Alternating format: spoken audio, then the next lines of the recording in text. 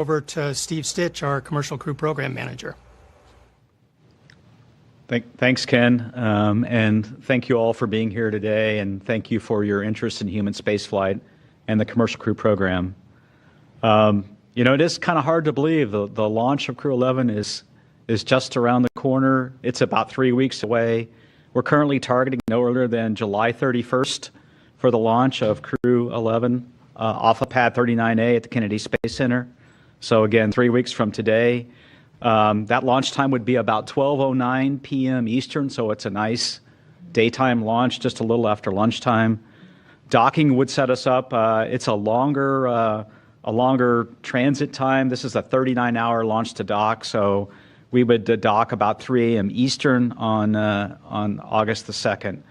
We'll watch that time closely. We have a limit of about 40 hours or so of ability to sustain the crew on the way to station when we protect all the consumables for contingencies. So we'll watch that really carefully. There's some station reboosts coming up, and if we trip over that limit, we would go to the backup day 1 day later on August 1st. We have a good series of launch opportunities in the July-August timeframe. We'll have backups on August the 1st, the 2nd, and the 3rd. And then we would have to stand down on August the 4th. That's a long phasing. Then we would get in another sequence of 3 days after that. So we have a good sequence of launch opportunities coming up. Of course, we're working with Station Program, watching the Axiom 4 mission, carefully.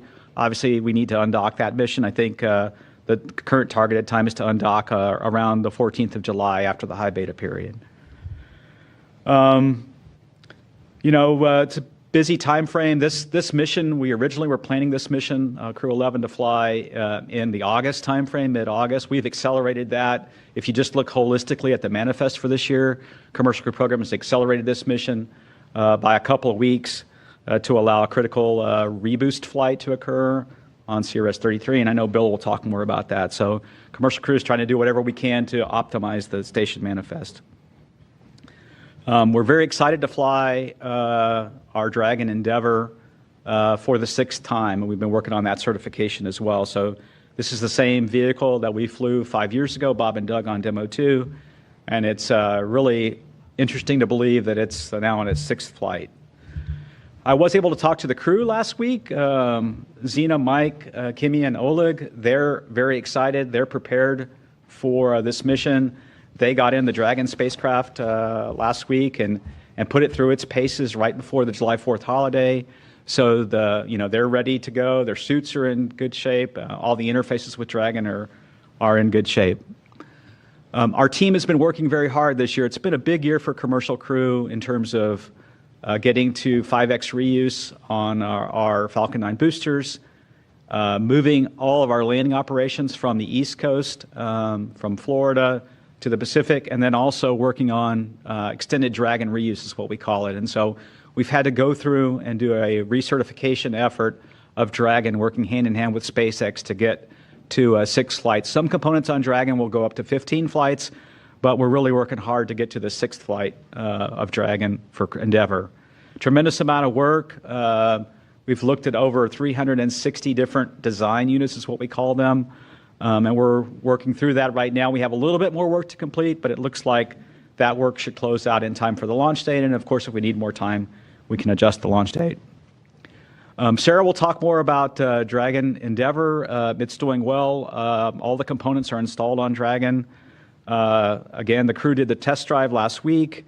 Next up is wait in CG this week, and then they'll move Dragon from the Hangar X2 over to Dragonland, and we'll mate the trunk and the Dragon spacecraft and then get into the fueling operations, not this weekend, but next weekend.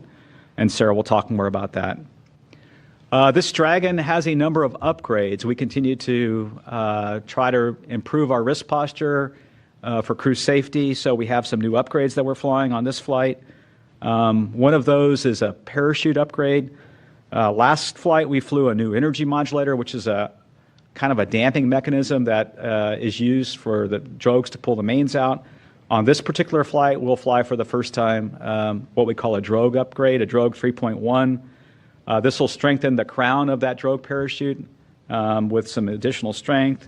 And then we have changed the way it's packaged a little bit to have a more orderly inflation.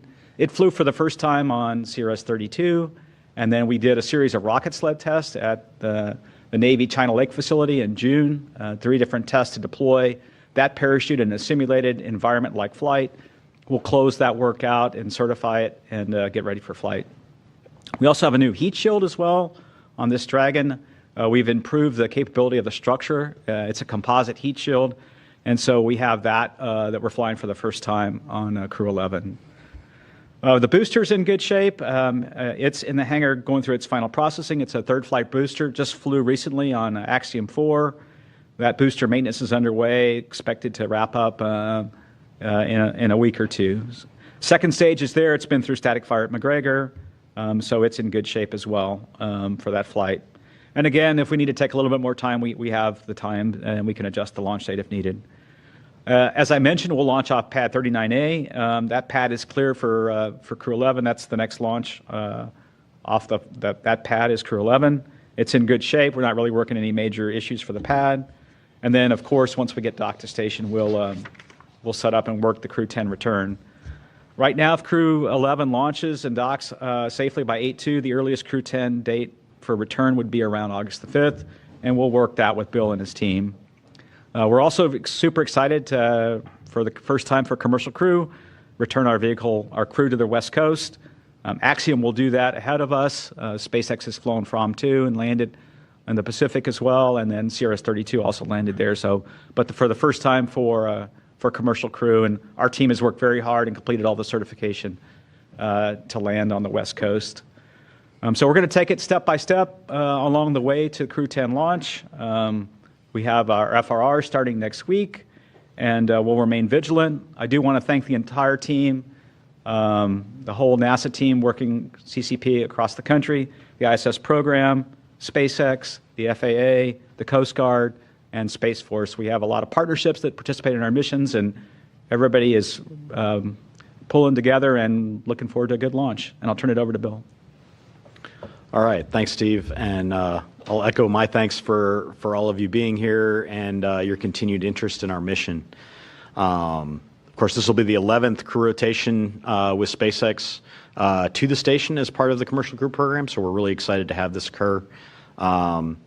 Steve laid out the times and the interesting dates for docking and everything, and then we'll have a short handover period between once Crew-11 arrives and before Crew-10 departs. That'll be dependent on just timing of the docking itself. As we talked about, there's a little bit of a long phasing there, as well as other things that'll be going on board station to get the appropriate handover between the crews. And then, of course, we'll be watching the weather for that return. We're really looking forward to welcoming the Crew-11 crew, Zena, Mike, Kimya, and Oleg onto space station. Of course, this is the first flight for Zena and Oleg. As Ken mentioned, this is Mike's fourth trip this will be Mike's 4th trip to space, and then Kimya's 2nd. So it's the first time on Dragon for all of them. Mike has done a flight on a shuttle as well as twice on the Soyuz. So now he gets to add Dragon to his collection of flights. And then Kimya also flew on a Soyuz before.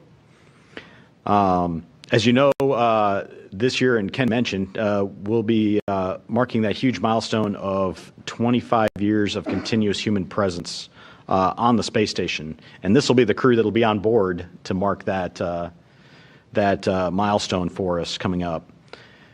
As you look at the past 25 years on station, we've really done an amazing amount of work advancing scientific knowledge, demonstrating new technologies, and really doing all of the things that help prepare us for human exploration of the moon and Mars. A lot of the technologies that we've proven out on space station over these 25 years are being used in those next step programs.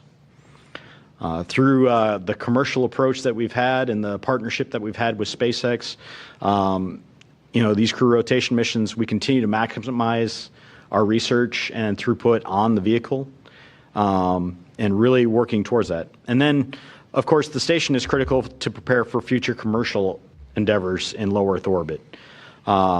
We have kind of paved the way in terms of the challenges that we've had to overcome. We've learned a lot of lessons for folks so that we don't have to repeat those and really help the industry stand up a commercial LEO economy.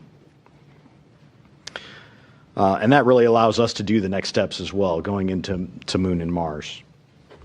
I'll highlight a couple of the interesting science experiments that we have going on station for Crew-11. This is not an inclusive list by any means, but a couple of really interesting ones to me at least. We have a metal 3D printer, which is an investigation by our ESA colleagues that will run some more runs on board while Crew-11 is there, looking at additive manufacturing or 3D printing of small metal parts in microgravity. Results can improve understanding of the function and performance and operations of metal 3D printing in space, as well as enhance quality, strength, and characteristics of those printed parts. Another interesting one is an experiment called Rhodium Sailing to the Stars. Sailing to the Stars tests the deployment of a light sail inside the International Space Station. Light sails are a technology that uses light photons emitted from the sun to move spacecraft. Results from this investigation could inform improvements in the design of those deployment systems. So they're going to look at how these systems can deploy in microgravity. It gives them a really great chance to go look at that onboard ISS. And then finally, of course, we continue to look at our complement of integrated protocols for human exploration research, or CIPHER, which is looking at varying mission durations for people on board.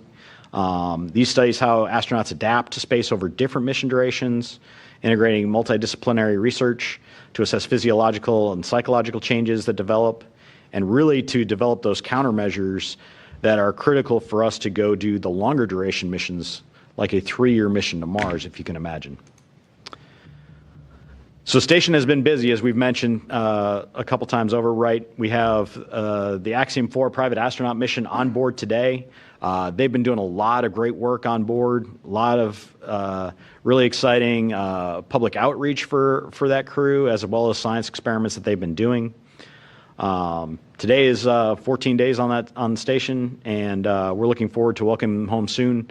As Steve mentioned, we're looking early next week, probably for the first undock opportunity, and we'll look forward to weather and the other factors that play into that decision. Over the weekend, we had over the holiday weekend, we had a progress exchange with our Roscosmos colleagues. 92P launched and then docked on July 5th, carrying about 3 tons of supplies. Then we have, of course, Sirius 33, SpaceX 33 coming up, which is a really exciting mission for us. It's providing a new capability for providing reboost of the station, and providing multiple methods for us to maintain the station altitude is critically important as we continue to operate and get the most use out of our resources and our limited launch resources that we do have. So we're really looking forward to demonstrating that capability with SpaceX 33 showing up after we get through the Crew-11 and Crew-10 handover. We have a number of other missions coming up this fall. We have another progress exchange in September. We also have our next Northrop Grumman mission, NG-23, will show up this fall with a new extended Cygnus capsule, so providing more capability to us in terms of cargo. As well as, and our JAXA colleagues will mention more about it, the first flight of the new HTV-X transportation vehicle, which is a completely new vehicle in our arsenal to resupply the station that has been under development from our Japanese colleagues. And then finally, we'll get to welcome aboard Chris Williams as part of the Soyuz MS-28 crew in November. So a lot of really busy vehicles, traffic coming and going to the space station. We're going to continue that pace as we go.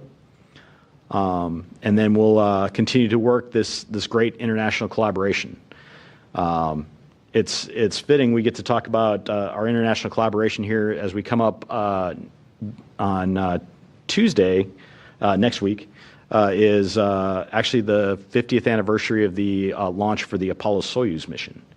And so really looking back over our collaboration internationally over time and looking from where we started to where we are today, it's really awesome to see where we are. With that, thanks again to everybody who supports the mission here. We really appreciate all the efforts. There's a lot of work that goes into it. As you can see, we're very busy in terms of everything coming up. And with that, I'll turn it over to Sarah. Thanks, Bill. Well, I say this almost every time, but human spaceflight is core to SpaceX's ultimate mission to make human life multiplanetary. So flying crew safely is always our top priority as a company. And one of the reasons these press conferences for these NASA crew missions are the most fun for me personally. This will be our 11th long-duration crew mission to the ISS through the Commercial Crew Program. It's our 16th human spaceflight mission to the space station in all, and our 49th trip to ISS if you count both crew and cargo missions. So we'll get to round out 2025 with an even 50th visit next month with that cargo mission, CRS-33, that Bill was talking about. We're excited to fly Zena, Mike, Kimya, and Oleg along with their critical research projects that they're bringing up. And this will be our 5th Dragon mission and 4th human spaceflight mission of 2025. And we're also proud to be a part of Zena and Oleg's first spaceflight as well. Every human spaceflight mission is unique, and this one is certainly no exception. This Dragon spacecraft has successfully flown 18 crew members, representing 8 countries to space already, starting with Bob and Doug in 2020, when it returned human spaceflight capabilities to the United States for the first time since the shuttle retired in July of 2011, which happened to be the week I began at SpaceX. I still remember watching that last shuttle launch, STS-135. I was sitting in a conference room with a very small Dragon team at the time, and it was my first few days here. And I remember looking at the faces around me and thinking, today we begin. The world is counting on us to write the next chapter of human spaceflight, and it's time to get to work, right? So less than a year later, we sent our first Dragon to the spacecraft, or our first Dragon spacecraft to the ISS with a shipment of cargo. And here we are, more than 50 Dragon missions later, with the very first Dragon to carry humans into orbit now flying its 6th flight, which is more flights than any single Dragon spacecraft has flown before. We're excited for this Dragon, named Endeavour by its first crew, to carry 4 more astronauts to space in a few weeks. This will be the 3rd flight for the Falcon 9 booster, which previously launched a Starlink mission and the AX-4 mission just a week or 2 ago. Peggy and her crew are actually still up on ISS today. It's been fun to follow along on their daily science updates on the Axiom website. And we're starting to look at the weather over here at SpaceX to find the right day to bring them home, likely sometime next week. For Crew-11, the ground teams are currently completing both the spacecraft and the launch vehicle's final integration campaign. And we plan to transport Dragon tomorrow night to our fueling facility to be loaded with propellant before it heads to the hangar next to be mated with the launch vehicle. So Steve already mentioned that we're currently targeting July 31st at 16:09 UTC, that's around noon Eastern time, as the first possible launch opportunity. But you've been walking with us long enough to know that, as always, NASA and SpaceX work closely to ensure that all teams and hardware are ready to fly. So we still have multiple reviews and tests ahead of us prior to launch, and each one of those gives us an opportunity to step back, to talk to each other, to review the data, listen to the hardware, and mitigate any risks for a safe flight. So I want to extend a huge thank you to everyone involved, NASA, JAXA, Roscosmos, and the 45th for your partnership as we prepare once again for a mission together. And go Crew-11.